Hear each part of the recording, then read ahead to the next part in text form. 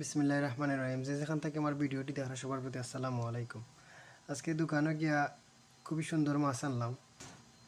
অনেক দিন পর বিদেশের মাটিতে মাখা মাছ দেখে আসলে খুব ভালো লাগলো, নিয়ে এলাম। দেখি এখন খুব কষ্ট হয়েছে আসলে এগুলা পরিষ্কার করা।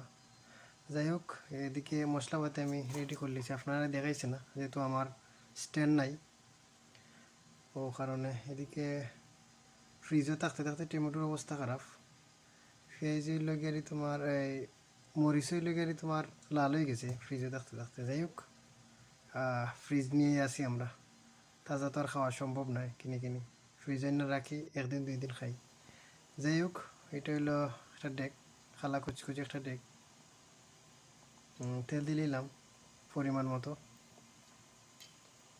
তেল দেওয়ার পরে খাইটে রাখা, আমি কেন খাইটে রাখছিলাম খালি রসুন আর পেঁয়াজ, বাস আর কিছু নয়।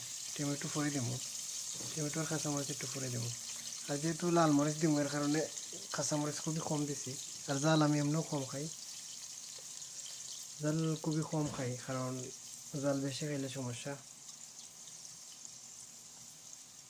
যাই হোক, পেঁয়াজ একটু বেশি দিছি যেহেতু মাছ, ছোটো মাছ। এদিকে ভাত হয়েছে আর কি, ভাত বয়ে গেছি। একটু সময় পরে কালার আমি মশলাপাতির ভিতরে দিলেছি, আপনারা দেখাইছি না। মাশাআল্লাহ, খুব সুন্দর একটা কালার বার হয়েছে। আর ঘেরান মাছের একটা ঘেরানো আলাদা লাগের ছোটো মাছের। যাই হোক, খুব সুন্দর হয়েছে আমার কাছে লাগের। আপনারা কি দেখেন অবশ্যই জানাইবা, কিলা হইলো না হইলো আপনার কাছে। আচ্ছা, স্বাদ তো অবশ্যই আমি বুঝবো, আর কালারটা কিলো হয়েছে এটা বুঝাইবা। যাই কেমন খাওয়া দাওয়ার ফালা, রান্না শেষ অলরেডি। ধনিয়া পাতা নাই, ধনিয়া পাতা আমার খেয়াল নাই, আনতাম ভাবছিলাম ফ্রিজও আছে, তো নাই।